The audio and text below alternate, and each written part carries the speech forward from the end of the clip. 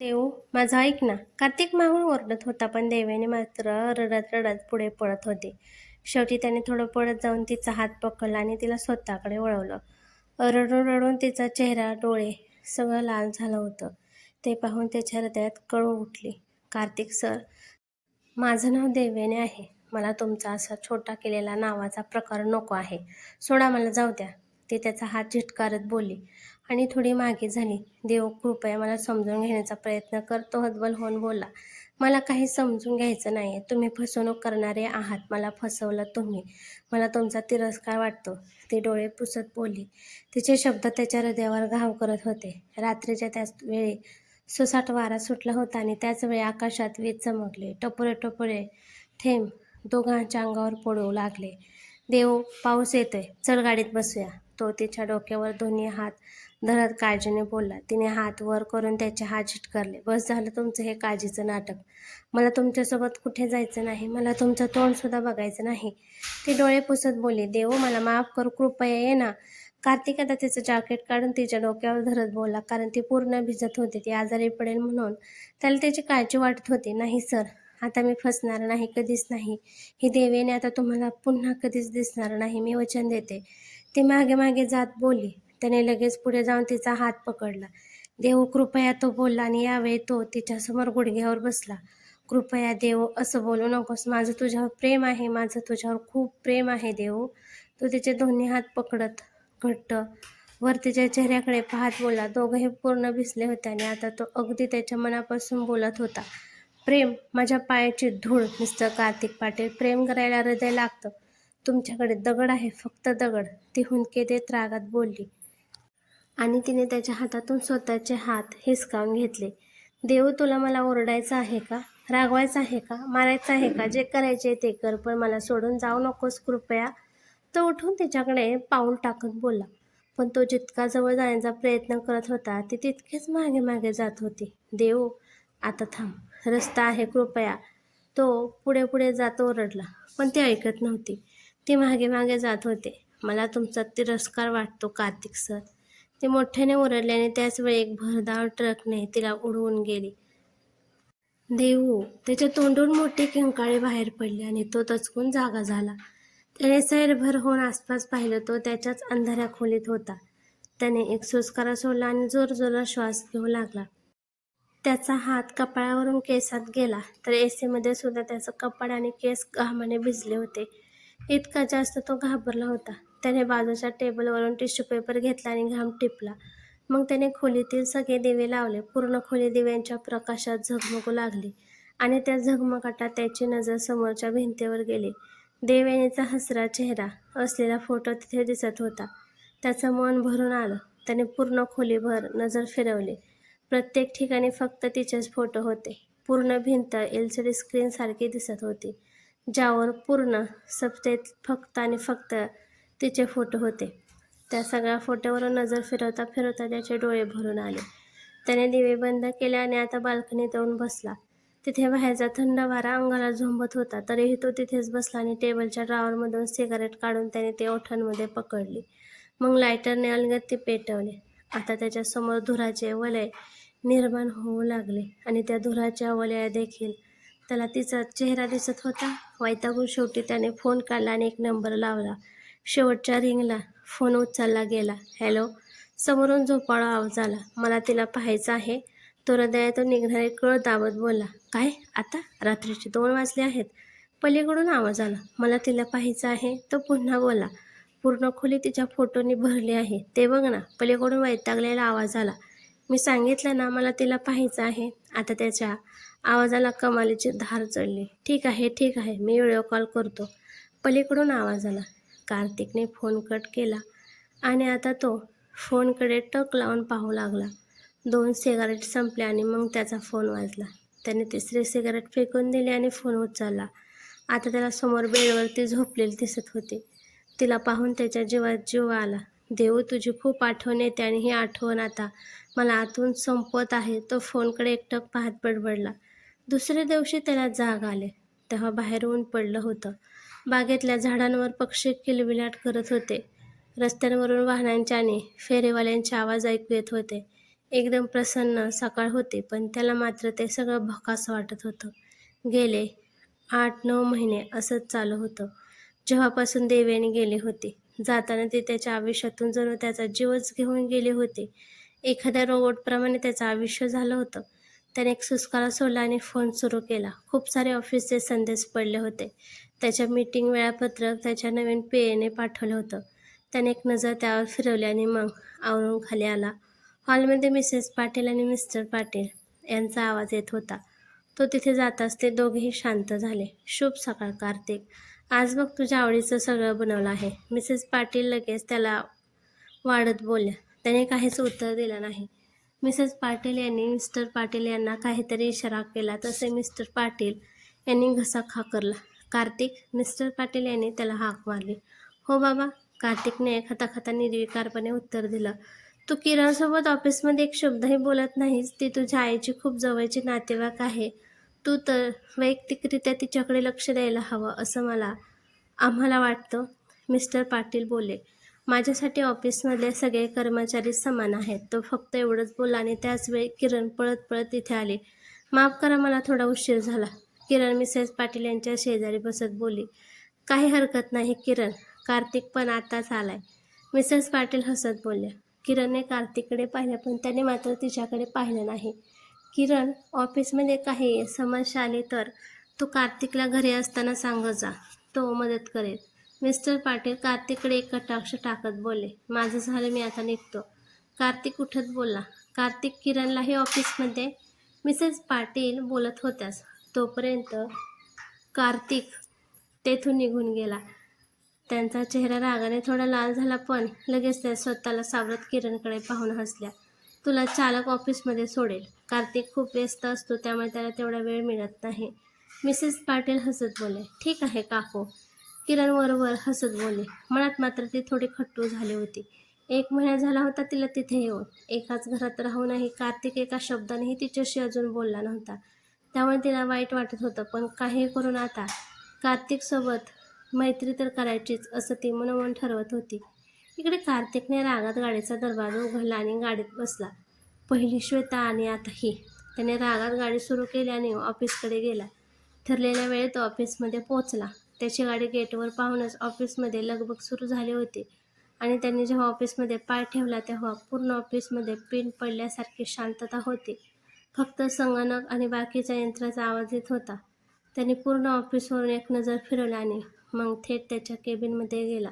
केबिनमध्ये गेल्या गेल्या त्याने त्याच्या संगणकावर पूर्ण ऑफिसचे CCTV सुरू केले आणि मग फोनवर एक नंबर लावला. हॅलो, मिस्टर राजवाडे. कार्तिक बोलला. हो सर. तुम्हाला त्याला शोधून काढणं जमणार आहे का? आज 9 महिने झाले आणि तुम्ही काहीच करू शकला नाहीत. कार्तिक थोडा रागात बोलला. सर, त्याचे 3 साथीदार तुमच्या ऑफिसमधून मी पकडून दिले, पण आता त्यांनाही त्यांचा पत्ता माहीत नाही. मी काय करू? समोरून राजवाडेचा आवाज आला. काहीही करा, मला तो लवकरात लवकर माझ्यासमोर हवा आहे. आता मी थांबू शकत नाही. कार्तिक रागात बोलला. सर, मग मी सांगितलेला तो प्लॅन करूया. कदाचित कामी येईल. अजूनही आपल्याला माहीत नाही की त्याचे आणखीन किती साथीदार कुठे आहेत. राजवाडे म्हणाला. नाही, मी तयार नाही. तो बोलला आणि फोन कट केला. अस्वस्थपणे त्याने केसातून हात फिरवला. पुढच्या काही वेळात त्याची विभाग प्रमुखासोबत बैठक होती. त्याच्या पेयेने त्याच्यासमोर सगळी माहिती आणून ठेवली. तो मग कॉन्फरन्स रूममध्ये गेला तर तिथे 15 ते 20 लोक उठून त्याच्याकडे आदराने पाहत होते. त्यातल्या त्यात बऱ्याच जणांना AC सुद्धा घाम फुटला होता, कारण आजकाल छोट्या छोट्या चुकांवर सुद्धा जास्त प्रतिक्रिया मिळत होती. त्यातल्या 5 मुलीही कार्तिककडे पाहत होत्या. कार्तिकची नजर त्यातल्या एका मुलीवर पडली. तिने पंजाबी ड्रेस घातला होता, अगदी देव्याने घालायची तसा. त्याच्या कपाळावर आठव म्हटल्या. सगळेजण बसा. तो बोलला. त्याच्या पेयेने लगेच त्याची खुर्ची मागे घेऊन त्याला बसायला दिली. ही माझी पहिली आणि शेवटची सूचना आहे. मला माझ्या ऑफिसमध्ये सगळ्यांनी व्यावसायिक कपडे घातलेले हवेत. साडी किंवा पंजाबी ड्रेस चालणार नाही. व्यावसायिक राहा. तो त्याची करारी नजर तिथल्या महिला कर्मचाऱ्यांवर टाकत बोलला. माफ करा सर. जिने पंजाबी ड्रेस घातला होता ती मान खाली घालून उभी राहत बोलली. मला तुमची माफी नको आहे. आता बैठक सुरू करा. कार्तिक बोलला आणि मग बैठक सुरू झाली. दुपारी तो ऑफिसमध्ये फेरफटका मारत होता तेव्हा अचानक किरण त्याच्यासमोर आली. नमस्कार कार्तिक सर. तिने घाबरून त्याला अभिवादन केलं, कारण कार्तिकचा राग आतापर्यंत तिला ऑफिसमधून चांगलाच कळला होता. तुझ्याकडे काम नाही का? त्याने निर्विकारपणे विचारलं. सर, चहाची सुट्टी आहे, ती हसण्याचा प्रयत्न करत बोलली. मग कॅन्टीनमध्ये जा, तो बोलला. सर, इथे माझं कोणीच ओळखीचं नाही, कृपया तुम्ही मला सोबत द्याल का? तिने एकदम छोटं तोंड करून विचारलं.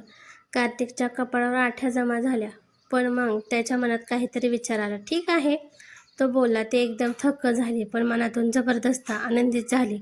थोड्याच वेळात दोघेही कॅन्टीनमध्ये कॉफी पित होते. येणारे जाणारे वळून वळून त्यांच्याकडे पाहत होते आणि त्या सगळ्यांच्या नजरा पाहून किरण 7व्या आसमानावर होती. तिने मागचा 1 महिना पाहिलं होतं की ऑफिसमधले सगळे कार्तिकच्या आसपास जायला सुद्धा घाबरत होते. तिथल्या महिला कर्मचारी त्याच्यावर मनोमन भाळल्या होत्या, पण त्याचा राग पाहून कोणीच त्याच्याशी साधं बोलायचाही प्रयत्न करत नव्हतं. कारण जर चुकून कोणी त्याच्याशी बोलायला गेलं आणि चूक झाली तर कार्तिकच्या रागाला त्यांना सामोरे जावं लागायचं.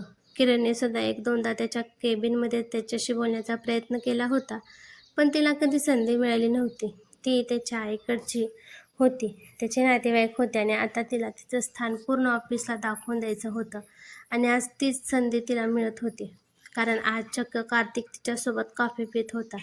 आता नक्कीच ऑफिसमध्ये लोक तिच्याशी बोलताना आदराने बोलणार हे तिला माहीत झालं होतं. मनोमन ती खुश झाली होती. तिने तिचं पहिलं पाऊल त्याच्याकडे टाकलं होतं. बस, आता आणखीन काही दिवस असं सोबत घालवले कार्तिक नक्कीच आपल्या प्रेमात पडेल. या विचारानेच तिच्या हृदयात आनंदाचे कारंजे उडत होते.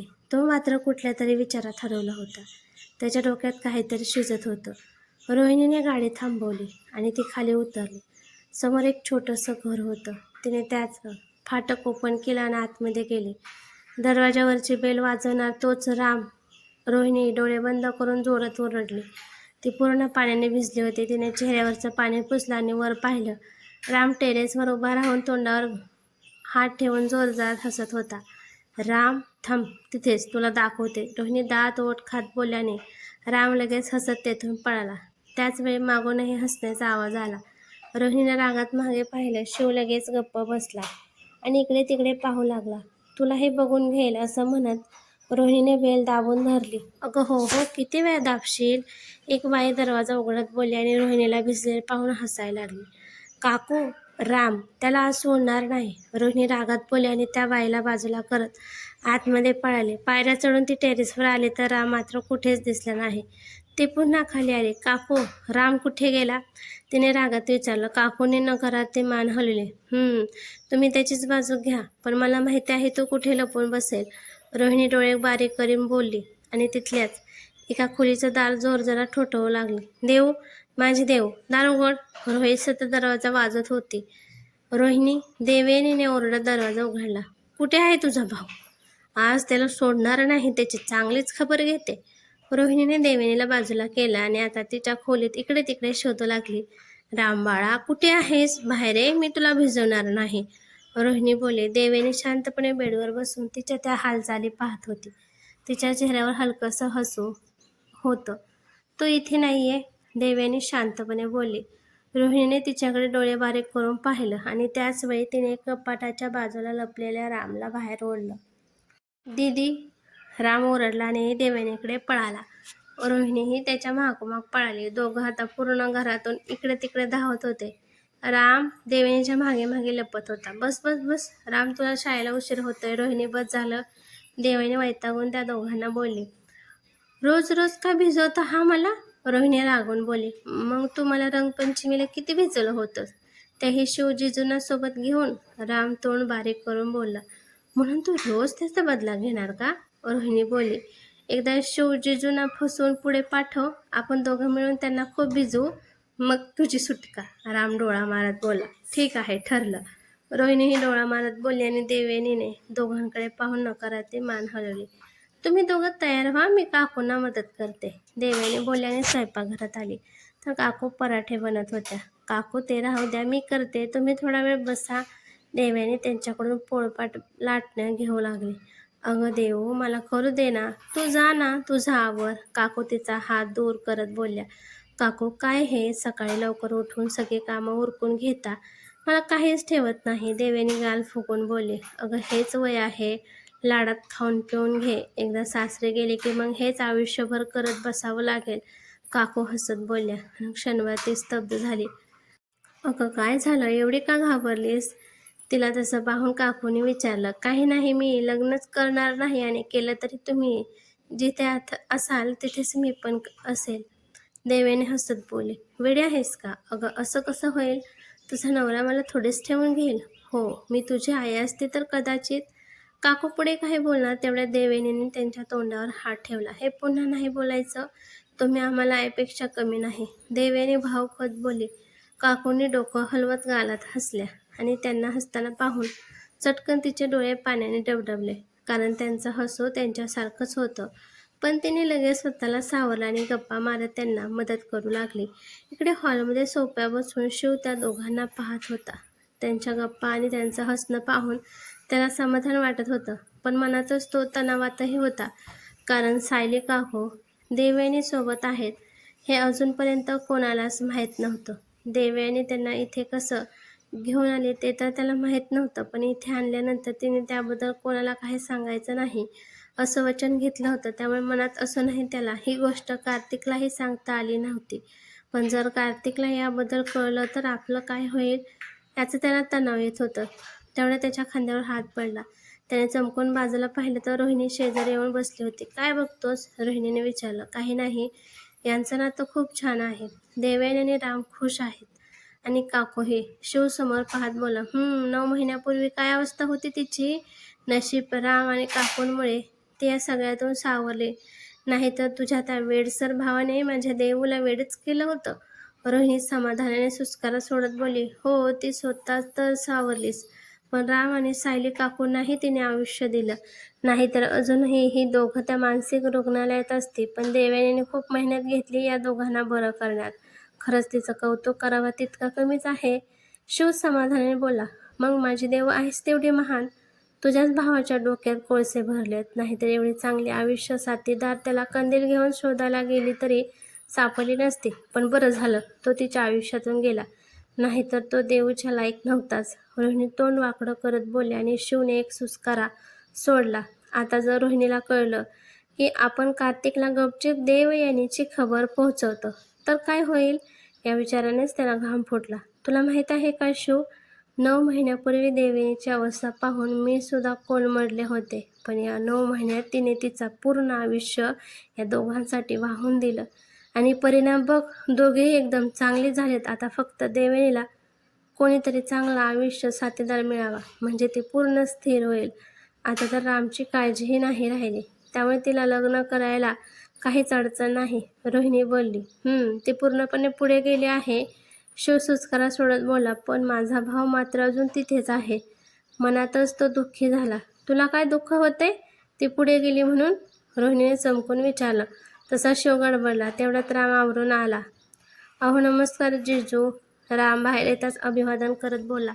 नमस्कार सालेसाहेब. शिवने हसून उत्तर दिलं. तेव्हा याच्यामुळे वाचलो. शिव मनातच बोलला.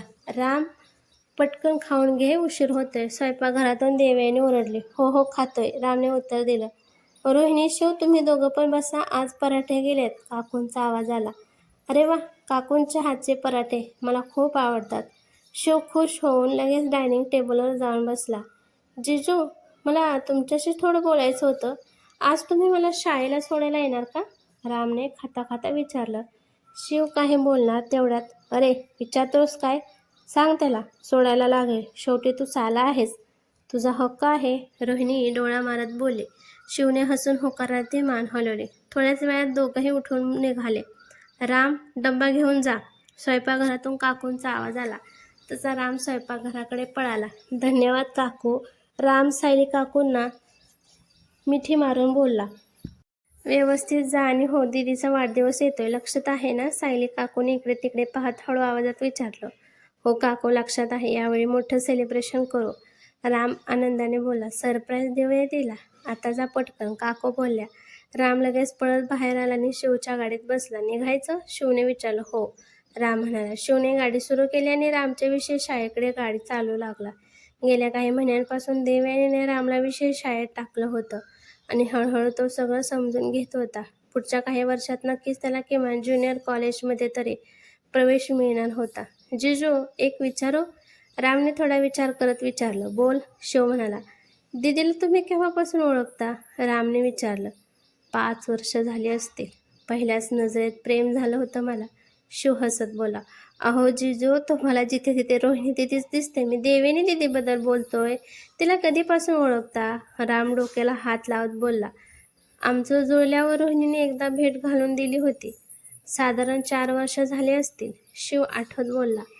मग तुम्हाला तिच्याबद्दल सगळी माहिती असेल ना? रामने थोडं उत्सुक होऊन विचारलं. सगळं म्हणजे? शिवने गोंधळून विचारलं. सगळं म्हणजे दीदीचा कोणी प्रियकर होता का? रामने थोडं संकोचून विचारलं. आणि शिवला गाडी चालवता चालवता ठसका लागला. काय झालं सांगा ना, राम हट्ट करत बोला. नाही रे, रोहिणी कधी बोलली नाही की देऊच्या आयुष्यात कोणी होता. शिव स्वतःला सावरत बोला. ठीक आहे. राम सुस्कारा सोडत बोला. तुला कशाला हवी एवढी माहिती? शिवने विचारलं. कशाला म्हणजे? मी तुझा भाऊ आहे. भलेही मी पूर्णपणे प्रगल्भ नाही, पण आता दीदी 25 वर्षाची झाल्यात. तिचं लग्न व्हायला हवं, पण माझ्यामुळे. रामचे डोळे पाणवले. अरे अरे साहेब, रडू नका आता, नाही तर तुमच्या दोन्ही दीदी माझा जीव घेतील तुला रडवलं म्हणून. आणि एवढं तणाव घेऊ नकोस. तुझ्या दीदीच्या आयुष्यात राजासारखं सुख आहे आणि तिचा होणारा नवरा करोडामध्ये एक आहे. शिव लगेच हसत बोलला. तुम्हाला कसं माहीत? रामने गोंधळून विचारलं. आणि शिवला स्वतःच्या तोंडून निघालेला बोलण्याचा राग आला. अरे असंच, तुझी दीदी सुंदर आहे म्हणून. शिव स्वतःला सावरत बोला. हो, पण या जगात फक्त सुंदर असून फायदा नाही. लोक फक्त फायदा घेतात असं दीदी बोलते. दीदी खूप तुटलेली वाटते. तिच्या आयुष्यातही तिची काळजी घेणारं कोणी हवं आहे. जसं तुम्ही रोहिणी दीदीच्या आयुष्यात आहात, तसंच कोणी हवं आहे. राम भावूक होत बोला. राम, सगळं ठीक होईल आणि मला पूर्ण खात्री आहे तुझ्या दीदीला तिचा राजकुमार नक्कीच घेऊन जाईल त्याच्या राजवाड्यात. आणि हो, तो माझ्यापेक्षाही जास्त तिची काळजी घेईल. शिव बोला. राम हलकासा हसला. इकडे देवेनीही तिचा आवरला आणि सायली काकूंचा निरोप घेऊन ती ऑफिसमध्ये आली. डेस्कवर येताच तिने फाईल्स घेतल्या आणि बॉसच्या केबिनमध्ये गेली. मी आत येऊ का? तिने हसून विचारलं. हो हो, देवेने आत ये. एका मध्यमवयीन बाईने हसून तिला आत बोलावलं. देवेने आतमध्ये गेली आणि तिने टेबलवर फाईल्स ठेवल्या. मॅडम, या सगळ्या फाईल्स तयार आहेत, ती हसून बोलली. अगं देवयानी, मला माहिती होतं तू या लगेच पूर्ण करशील, म्हणूनच तर तुला दिल्या. खूप धन्यवाद. त्या बाई हसून बोलल्या. हे माझं कामच आहे मॅडम, देवयानी बोलली. आणि त्याच वेळी तिचं लक्ष त्यांच्या टेबलवरच्या दुसऱ्या फाईलकडे गेलं. त्यावर मोठ्या अक्षरात लिहिलं होतं, झटजी ग्रुप. देवयानीच्या हृदयाचे ठोके थोडे वाढले. मॅडम, ही फाईल? तिने त्या फाईलकडे इशारा करत विचारलं. अगं ती सीमा, तिने सादरीकरण तयार केलं आहे, पण तिचा पाय फ्रॅक्चर झाला आहे. आता उद्या ही फाईल घेऊन पुण्याला जायचं आहे, म्हणून मला जावं लागेल असं वाटतंय. त्या बाई सुस्कारा सोडत बोलल्या. मॅडम, तुम्हाला हरकत नसेल तर मी जाऊ का? देवयानीने लगेच विचारलं. तुला जमेल का? म्हणजे खूप मोठं प्रोजेक्ट आहे आणि या कंपनीचे मुख्य कार्यकारी अधिकारीही खूप कडक आहेत. त्या बाई विचार करत बोलल्या. हो मॅडम, मला जमेल. देवयानी आत्मविश्वासाने बोलली. ठीक आहे, ही फाईल घेऊन जा आणि थोडा अभ्यास कर. तुझ्यासोबत अजिंक्यला पाठवते, म्हणजे बरं पडेल. त्या बाई बोलल्या. ठीक आहे. देवयानी बोलली आणि फाईल घेऊन बाहेर पडली. संध्याकाळी रोहिणी आणि ती खरेदी करायला मॉलमध्ये गेल्या. रोहिणी, मला तुला काही सांगायचं होतं. देवयानी साड्या पाहता पाहता बोलली. हो बोल, पण आधी काकूंसाठी साडी निवड. रोहिणी बोलली. मला एका प्रोजेक्टसाठी पुण्याला जावं लागेल, 2 दिवसांसाठी. देवयानी बोलली आणि रोहिणीने थोड्या तणावात तिच्याकडे पाहिलं. देव, नको म्हणून सांग, पुन्हा पुणे नको कृपया, रोहिणी वैतागून बोलली. रोहिणी, समजून घे ना, असे किती दिवस मी माझ्या भूतकाळापासून पळत राहू? आता मी सावरले आहे आणि तिथे मी फक्त प्रोजेक्टसाठी चालले आहे. देवयानी तिला समजात बोलली. हो, पण मला त्या वेडसर माणसाची भीती वाटते. तुला तो पुन्हा भेटला तर? रोहिणी म्हणाली. भेटला तर भेटू दे, आता मला काहीच फरक पडत नाही, देवयानी बोलली. नक्की ना? रोहिणीने भुवया वर करून विचारलं. हो गं बाई, देवयानी हसत बोलली. ठीक आहे मग, तू जा. मी काकू आणि रामकडे पाहीन, पण लवकर ये. माझी सासू पुढच्या आठवड्यात येणार आहे, तिची जगभ्रमंती संपून. रोहिणी बोलली. ठीक आहे, धन्यवाद. देवयानीने लगेच रोहिणीला मिठी मारली. थोड्याच वेळात त्या दोघी खरेदी करून बाहेर पडल्या. रोहिणीने देवयानीला घरी सोडलं आणि ती निघून गेली. घरी येताच देवयानीने लगेच सायली काकू आणि रामला त्यांच्यासाठी आणलेले कपडे दाखवले. दोघे खुश झाले. रात्रीचे जेवण झाल्यावर देवयानीने स्वयंपाकघर आवरलं आणि खोलीत आले. दिवसभर पूर्ण धावपळ, गडबड आणि गोंधळ होता. पण आता खोलीत पूर्ण शांतता होती, एकदम भकास. रिकामं रिकामं आयुष्य. ते खिडकीजवळ जाऊन उभे राहिले. बाहेरच्या काळोखात फक्त छोट्या छोट्या दिव्यांचा प्रकाश चमकत होता. बंगलोर पूर्ण झोपून गेल्यासारखी वाटत होती. ती हाताची घडी घालून एकटक बाहेर पाहत होती. तेवढ्यात अचानक एक थंड वारे झुळूक तिला स्पर्शून गेली. तिने डोळे घट्ट मिटून घेतले आणि कार्तिक. तिच्या ओठातून हलकेच त्याचं नाव उमटलं. त्या नावाने की त्या वाऱ्याने माहीत नाही, पण तिच्या पूर्ण शरीरावर शहारे आले. तिने तिचे हात घट्ट केले आणि हलकेच डोळे उघडले. आता ते पाण्याने डबडबले होते. मला तुमचा तिरस्कार वाटतो, ती हलकेच बोलली आणि आता तिच्या तोंडातून हुंदका बाहेर पडला. डोळ्यातले अश्रू गालावरून खाली पडू लागले आणि ती हमसून हमसून रडू लागली. तिने दोन्ही गुडघे छातीशी घट्ट केले आणि त्यात तोंड खुपसून रडू लागली. रडत रडत ती उठली आणि तिने तिचं कपाट उघडलं. सगळ्यात खालच्या कप्यात अगदी चोरून ठेवलेलं जॉकेट तिने काढलं आणि आता ते छातीशी कवटाळून ती पुन्हा रडू लागली. हे तेच जॉकेट होतं जे त्याने त्या टेकडीवर तिच्या अंगावर घातलं होतं. येताना ते सोबत घेऊन यायचा मोह तिला आवरला नव्हता. आजही त्या जॉकेटमध्ये तिला त्याच्या शरीराची ऊब आणि त्याचा सुगंधाचा वास जाणवत होता. तिने डोळे घट्ट मिटून घेतले आणि मिठीतलं जॅकेट आणखीन जास्त आवडलं. कार्तिक सर, पुन्हा एकदा तुमच्या मिठीत यायचं आहे. कृपया कार्तिक सर, मी तुम्हाला विसरू शकले नाही. खूप प्रयत्न केले, खूप, पण नाही जमलं. तुमच्या तोंडून पुन्हा एकदा देव ऐकायचं आहे. ते हमसून हमसून रडत होते. तेवढ्यात दरवाजावर टकटक झाली.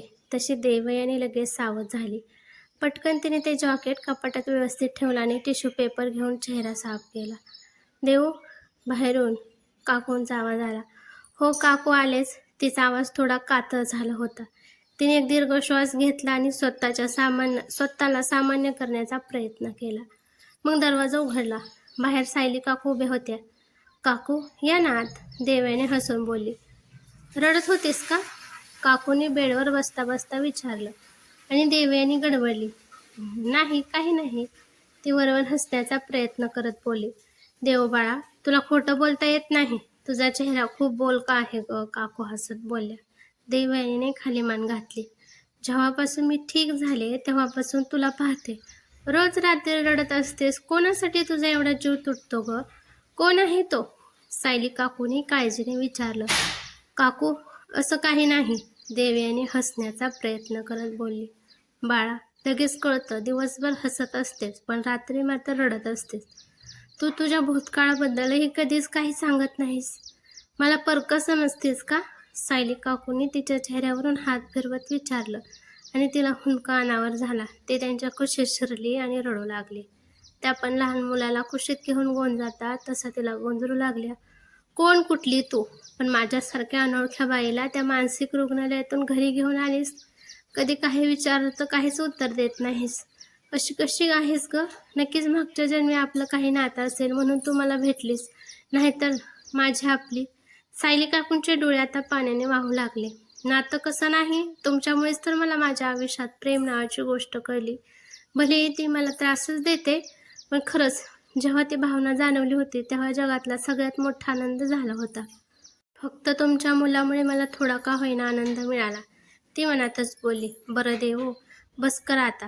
तुला ज्या कोणामुळे त्रास होतोय त्याला तुझ्या दुप्पट त्रास होत असेल, बघच तू. त्यात तिचे डोळे पुसत बोलल्या. काकू, तुम्ही का रडत आहात? देवयानीने त्यांचे पाणावलेले डोळे पाहून विचारलं. तू रडत असताना मला हसायला येईल का? सायली काकूंनी थोडं हसून विचारलं. काकू, तुम्हाला तुमच्या घरच्यांची आठवण येते का? देवयानीने थोडं कचरत विचारलं आणि काकूंच्या चेहऱ्यावर वेदना स्पष्ट दिसू लागल्या. पण लगेच त्या स्वतःला सावरत सामान्य झाल्या. रात्रभर दोघींनी रडत बसायचं आहे का?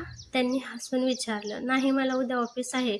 शिवाय मला उद्या रात्री पुणेही निघायचं आहे. तिथे एक काम आहे, देवयानी विचार करत बोलली.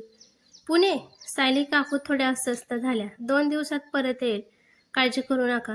ती लगेच त्यांचा हात हातात घेत बोलली. हो, लगेच आहे, नको तिथे थांबव. त्या दुसरीकडे पाहत बोलल्याने निघून गेल्या. त्या जाताच देवयानीने टेबलवरची फाईल घेतली आणि उघडली. मिस्टर कार्तिक पाटील, मी येते. ती तोंडात पुटपुटली. मी नायक नाही, खलनायक हूं मैं. त्याने समोरच्या आरशात पाहत हळूवार दाढीवरून वस्तारा फिरवला. अगदी फ्रेंच कट दाढी ठेवायची होती. ती करता करता तो मध्येच गुणगुणत होता. मी मोठा निर्दयी दुःखी देणार आहे. प्रेम काय असतं मला काय माहिती? मी फक्त तिरस्काराच्या लायक आहे. मी नायक नाही, खलनायक आहे. त्याच्या चेहऱ्यावर एक क्रूर हास्य आलं. हो, खलनायक. खलनायक आहे मी, खास करून कार्तिक तुझ्या आयुष्यातला. त्याने वस्तारा बाजूला फेकून दिला आणि आरशात दोन्ही बाजूंना हात ठेवून समोरच्या प्रतिबिंबाकडे डोळे थोडे तिरपे करून पाहिलं. अगदी क्रूरपणे ते प्रतिबिंबही वेगळंच दिसत होतं. गेल्या 9 महिन्यात त्याने कितीतरी रूपं बदलली होती. काय करणार? जगायचं होतं तेही याच देशात. पण कोणाला माहिती होतं की तो याच देशात आहे? पोलीस कुत्र्यासारखे त्याच्या मागावर होते. आणि का नसणार? देशातल्या एका मोठ्या उद्योगपतीने त्याची सगळी माणसं त्याच्या मागे लावली होती. पण तीही काही कमी नव्हती. गेल्या 5 वर्षात त्याने त्या उद्योगपतींचा बराच पैसा लुबाडला होता, जो आता त्याच्या कामी येत होता. लवकरच एक भयंकर योजना त्याच्या मनात शिजत होती. पण त्याआधी अजून त्याला कुठल्या तरी गोष्टीची शहानिशा करायची होती. तो विचार करतच होता तेवढ्यात बेलचा आवाज आला. त्याने त्याच्या उघड्या अंगावर टॉवेल गुंडाळला आणि तसंच दरवाजाजवळ गेला. छोट्या काचेतून बाहेर डोकावलं आणि मग दरवाजा उघडला. सर, नाश्ता. समोरचा वेटर चाकावरचा टेबल आत ढकलत बोलला. त्याने इशाऱ्यानेच त्याला जायला सांगितलं. तो वेटर जाताच त्याने नाश्ता नीट पाहिला. टेबलचा खालचा भाग जो पडद्याने झाकला होता तो त्याने उघडला. त्याच्या अगदी कोपऱ्यात एक कागद दिसला. त्याच्या चेहऱ्यावर चमक आली. त्याने तो कागद घेतला आणि उघडला. मैना आपल्या प्रियकराला भेटायला जात आहे. ते वाचून त्याच्या चेहऱ्यावर पुन्हा एक क्रूर हास्य तरळलं.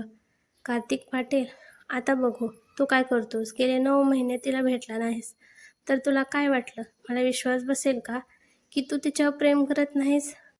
तो क्रूरपणे हसला आणि त्याने तो कागद हातात चुरगळला. विनोद कुमार आहे मी. माझी योजना एकदम अचूक असते. आता 9 महिने तर मी तुला तडफवलं आहेच, म्हणून मला तरी अजून असंच वाटतं. बघू आता तू स्वतःला कसं सावरतोस. तो डोळ्यातून आग ओकत बोलला. त्याने टेबलवरची एक सिगारेट घेतली आणि सोफ्यावर बसून लायटरने ती पेटवत धूर सोडू लागला. पण काळजी करू नकोस प्रिय, मी तुला मारणार नाहीस, कारण तिला मारून तू आणखीन काही दिवस दुःख सहन करशील आणि पुन्हा सामान्य होशील. जसं किशोरीच्या बाबतीत झालं अगदी तसंच होईल आणि तो पुन्हा पूर्वीसारखा आनंदी राहायला मोकळा होशील. पण मला असं होऊच द्यायचं नाही. माझं आयुष्य खराब झालं, पूर्ण बरबाद झालो मी तुझ्यामुळे. मी गुन्हेगार झालो. आता बाहेर गेलो तरी तुरुंगात सडावं लागेल, म्हणून जितके दिवस मी आहे तितके दिवस तुला तडफवणार वेगवेगळ्या पद्धतीने. आता तुझी देव समोर आल्यावर तुझ्यासमोर तिला तडफवताना मज्जा येईल. तो असुरी हास्य करत बडबडला. त्याच वेळी घरात देवेने तिची बॅग भरत होती. मनात वेगवेगळे विचार सुरू होते. पुणेला जायचं होतं. तो भेटेल का आणि भेटल्यावर काय बोलेल? ओळख दाखवेल का की दुर्लक्ष करेल? त्याला पाहून आपण आपला ताबा तर सोडणार नाही ना?